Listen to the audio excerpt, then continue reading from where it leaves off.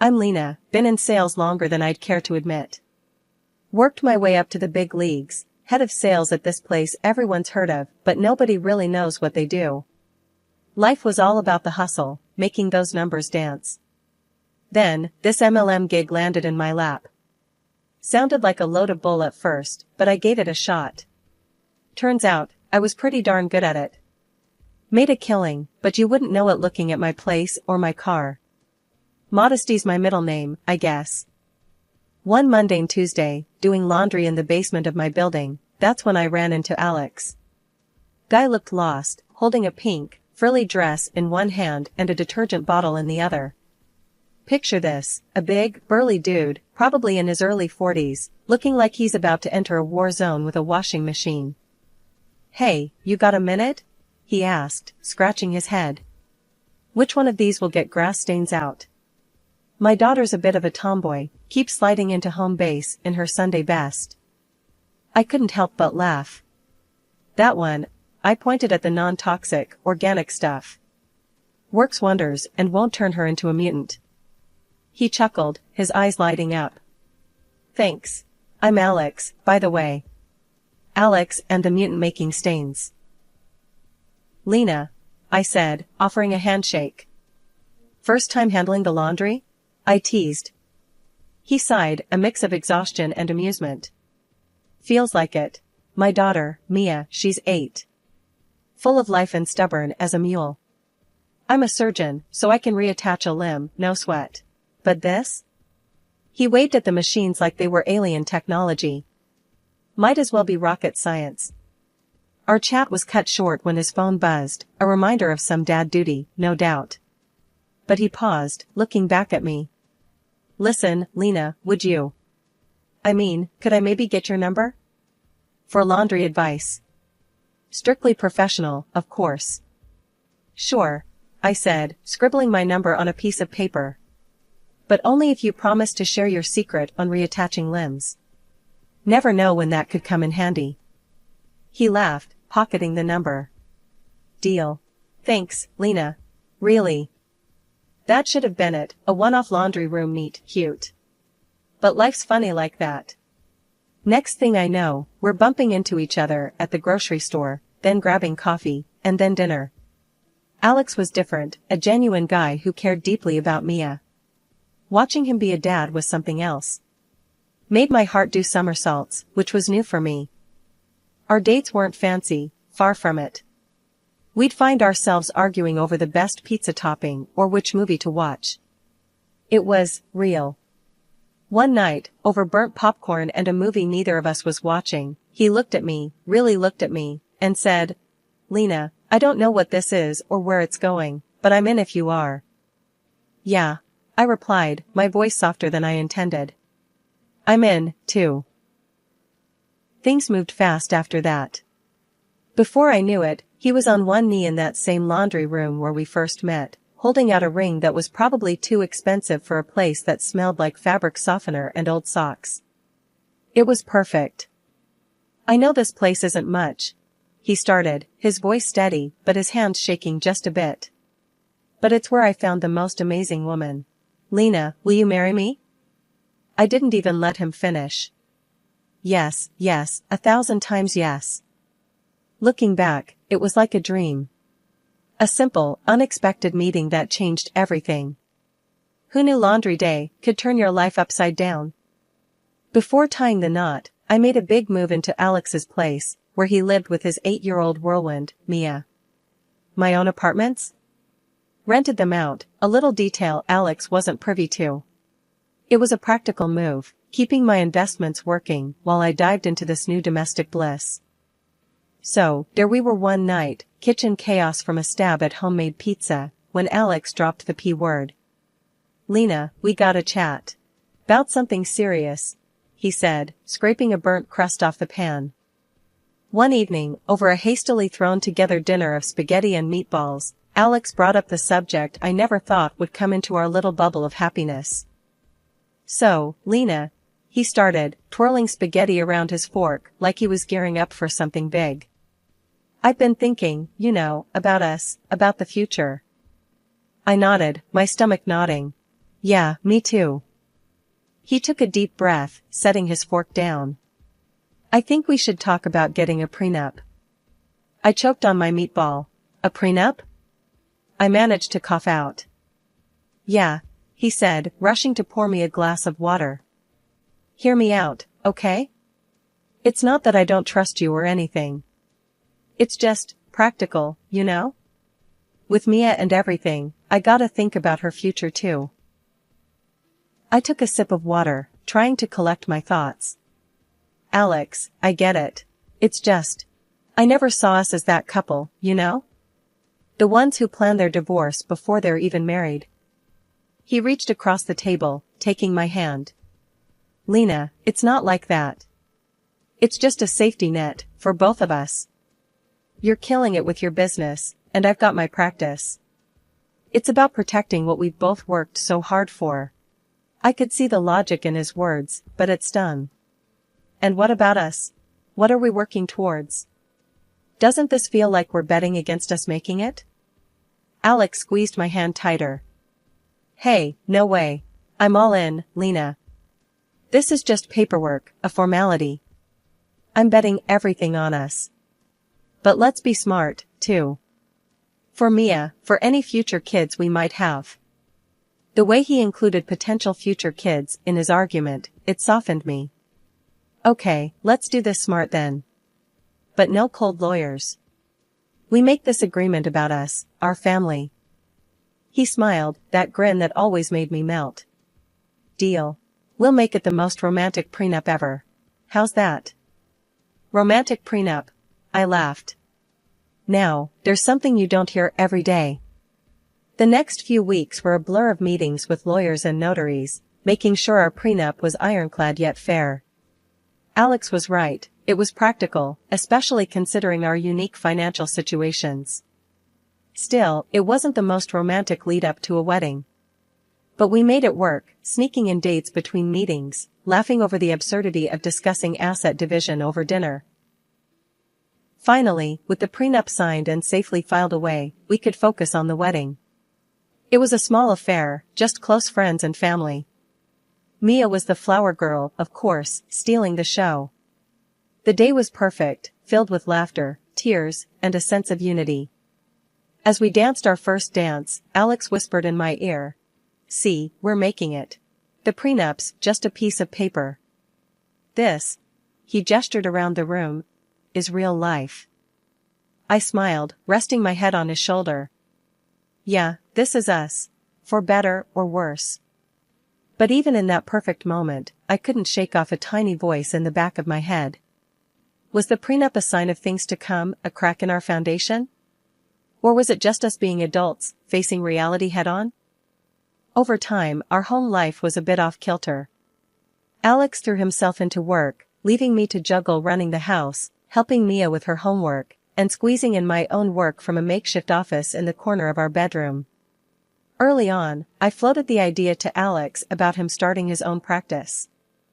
I could see the potential, it made sense with my knack for business and his medical expertise. Alex, have you ever thought about opening your own clinic? You'd be great, and we could manage it together, I suggested one evening, trying to keep the conversation light yet serious. He barely looked up from his plate, his fork pausing midair. Lena, drop it. I'm a surgeon, not some entrepreneur. And you're just a housewife, what do you know about running a business like that? His words stung. Just a housewife? Really, Alex? I've run a successful business for years. I know what I'm talking about. He scoffed, shaking his head. Let's not pretend your little MLM thing is the same as starting a medical practice. Stay out of it. I bit back a sharper reply. It wasn't worth the argument. But it hurt, being belittled like that, especially considering what I'd achieved on my own. As time went on, Alex's mood soured further. He'd come home late, reeking of alcohol, ranting about how the younger doctors were out to get him, stealing his surgeries, his prestige. I tried to talk to him, to find out what was really going on, to help. Alex, drinking like this, it's not you. What's really bothering you at work? I reached out, trying to bridge the gap that had formed between us. He shrugged off my hand, his eyes dark. What do you care? You wouldn't understand. It's a dog-eat-dog world out there, Lena. You're safe here in your little bubble. I recoiled as if slapped. My efforts to support him, to be a partner in this marriage, were brushed off, leaving me feeling more isolated than ever. Mia's transformation from a sweet child to a rebellious teen didn't help matters. Her demands grew alongside her attitude, and the day she exploded at me over a denied shopping spree, calling me names, was a low point. I can't believe you. You're just a greedy, old witch. Dad should never have married you. Mia's face was twisted in anger, her words cutting deep. I tried to stay calm, though every fiber of me wanted to shout back. Mia, that's enough. I am not your enemy. But it was like talking to a brick wall. She stormed off, leaving me to wonder where the sweet girl I once knew had gone. Turning to Alex for support was becoming a joke. She's your daughter, Alex. She's out of control. We need to do something, I pleaded after telling him about the latest episode. He just gave me a cold look. She's right, you know. You're not her mom. Don't pretend to be. Each word from him was a nail in the coffin of our marriage.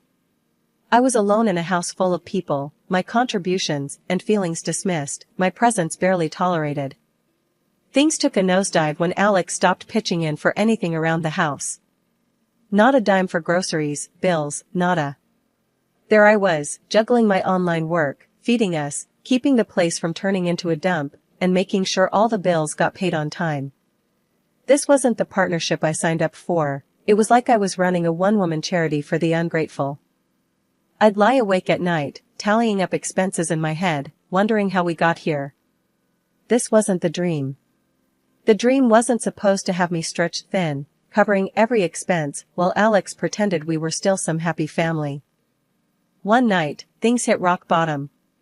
Huddled on the couch with my laptop, I overheard Alex in the next room, his voice low but panicked, talking on the phone. Yeah, messed up the surgery again. Left a damn tampon inside her. But don't worry, I've got it covered. We'll pin it on the assistant. No one's gonna suspect a thing. My stomach turned. This wasn't just about us anymore, it was about his patience, his ethics. I knew I had to confront him. I couldn't just let it slide. So, I confronted him. Alex, we need to talk about what you said on the phone. You can't seriously be thinking of blaming someone else for your mistake. He whirled on me, his face twisted in anger. Mind your own damn business, Lena. This has nothing to do with you. I was taken aback. Nothing to do with me? Alex, this is about right and wrong. You can't just. Shut up. Just shut up, he shouted, cutting me off. You know what? I'm sick of you. You're a terrible lay, you can't cook for shit, and you're a lousy stepmom to Mia. His words were like a slap. I tried to argue, to defend myself, but he wasn't having any of it. You know what, Lena? I want you out. You're nothing but a drain on me. Get out of my house. Now. Before I could even process what was happening, he grabbed me by the shoulders and shoved me out the door, into the cold night, clad only in my pajamas. I was stunned, shivering, and hurt, but I wasn't about to let him get away with this. I banged on the door, my voice steady, but firm. Open this door, Alex. Or I swear I'll call the cops. After what felt like an eternity, he begrudgingly opened the door, a scowl plastered on his face.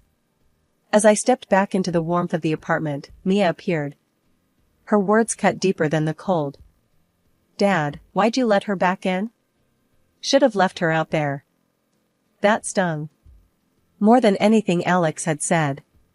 Mia's words hammered home a painful truth. I had poured so much love and effort into this family, only to be treated like an outsider, like I was worthless. In that moment, something inside me clicked. It was clear as day. They didn't deserve my care, my love, my sacrifice. I realized I had been clinging to a fantasy, but the reality was far uglier. Waking up that next morning felt like lifting a ton of bricks off my chest. Alex had already left for work, silent as a ghost. Mia, too, headed out to school without a word my way. Not a bye, not even a glance. Fine. If they wanted to play it like I was invisible, I could do one better, I'd disappear for real. I packed my bags, grabbing important documents, and left for one of my apartments that was sitting empty. The silence of the place was a balm after the chaos of the last few months. No sneers, no cold shoulders, just me and my thoughts. First order of business? Lawyer. I needed to know where I stood legally.